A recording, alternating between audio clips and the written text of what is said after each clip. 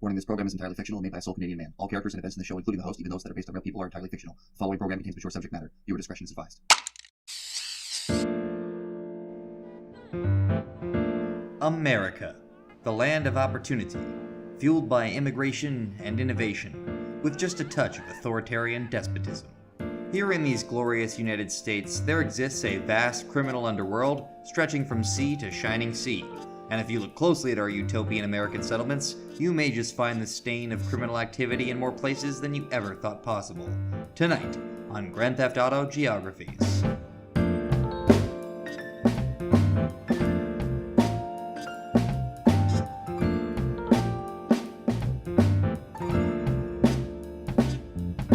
Tourism, cartel violence, and betrayal. Tonight we will examine the one and only airport servicing the Liberty City area, which ironically claims the title of largest district in the city. We will see corporate and criminal conspiracy and the end of a friendship fraught with grandiose lies in our first sojourn onto the mainland of Liberty State. As we consult the tourists and locals alike, we will get a clearer picture of one of America's most important and most violent international travel venues, which brings a whole new meaning to the word terminal, Francis International Airport.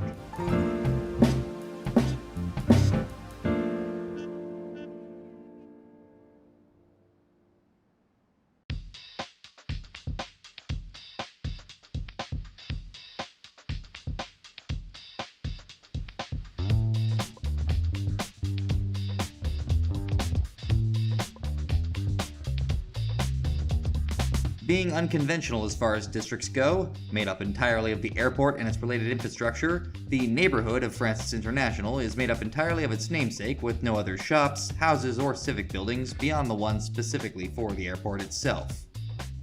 Crossing the shoreside lift bridge from Staunton Island coming west is a long expressway, where a single road branches off out in front of the main terminal building.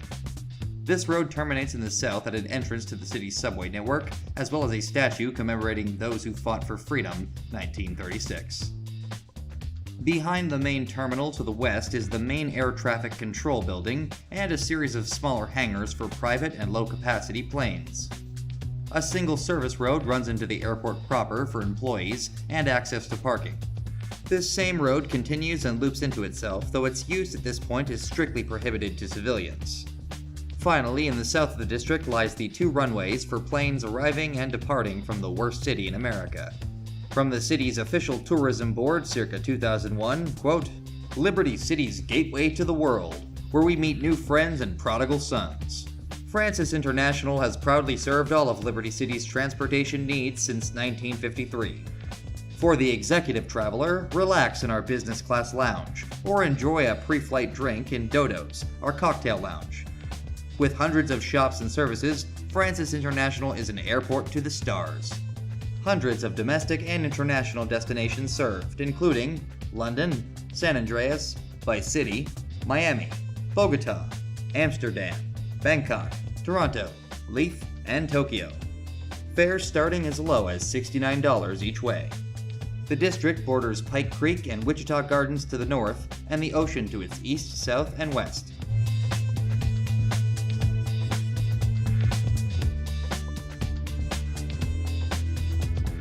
The history of crime taking place in and around Francis International is quite extensive. In 1998, the airport had its first major incident when real estate mogul Avery Carrington was murdered by Leone-made man Tony Cipriani. Cipriani had been taking orders from Carrington's former mentor and recently failed mayoral candidate Donald Love, who had wound up living in squalor at a flophouse in Pike Creek after exhausting his fortunes on the election. Though sources vary on where exactly the assassination attempt took place, everyone agreed that it took place shortly after Carrington's departure from FIA. Back on the road to riches once again, that same year Donald Love would have Tony deliver the corpses of both Avery and Liberty Tree reporter Ned Berner to his private jet at one of the airport's hangars. Rumors suggest that Mr. Love ate both of them, though this remains unconfirmed by legitimate sources. When his dealings with the Panlantic Construction Company and the Colombian cartel land him in hot water shortly after, Donald would flee to shores unknown for a time, departing from FIA with great haste. In 2000, the airport would be the site of several murders and a criminal investigation. when presumed Leone associate Mike was attempting to track down whoever killed his best friend Vinny, another presumed Leone associate. Mike would meet with Colombian cartel leader at the time, Cisco, at his private jet parked on the airport tarmac. From Cisco's jet, the two would work to uncover the truth, but Mike would be too late to save Cisco, who was later murdered by the real killer just before Mike returned. Mike would hunt down Cisco's murderer and discover the man who had betrayed him had been Vinny all along, who faked his death in Portland. Mike would chase Vinny down and eventually kill him at the airport before setting his sights on his own freedom. After tying up loose ends, Mike would flee Liberty City via FIA and, according to rumor, move to Colombia to settle down, now a rich man. Just 1 year later, in 2001, the cartel would again find themselves involved in violence at the airport when they attempted to seize packages belonging to Donald Love from his private hangar. They would all be killed by the infamous Reaper man, Claude, who also helped corrupt LCPD officer Ray Machowski flee by plane, killed at least one cartel dealer at the airport, and even shot down a small plane containing a shipment of the new drug, Spank, using that most American of personal defense equipment, a bazooka.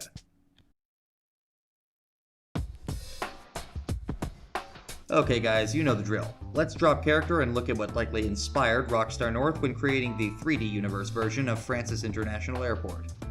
Unlike other districts we've done for this series, the inspiration for FIA is not nearly as easy to be sure about, but based on my own research, the most likely candidate, geographically, seems to be Newark Liberty International Airport in New Jersey.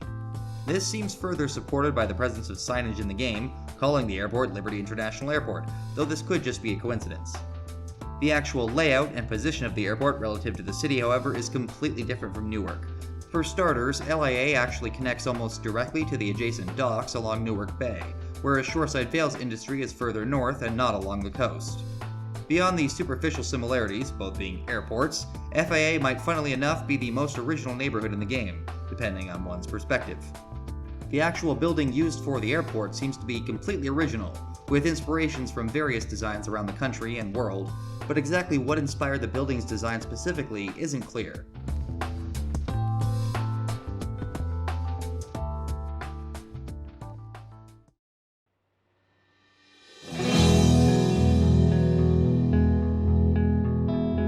And so ends our first journey onto the Liberty State mainland. Only 3 more episodes to go for Liberty City folks, so stay tuned this summer as we head for sunny shores in the south.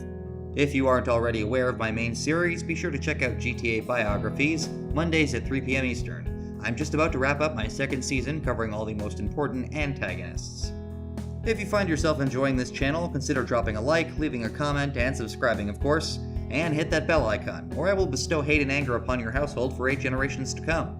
New episodes of GTA Geographies Fridays at 9 a.m. Eastern. I'll see you next time. I'm your host, Guinness Walker. Thank you for watching.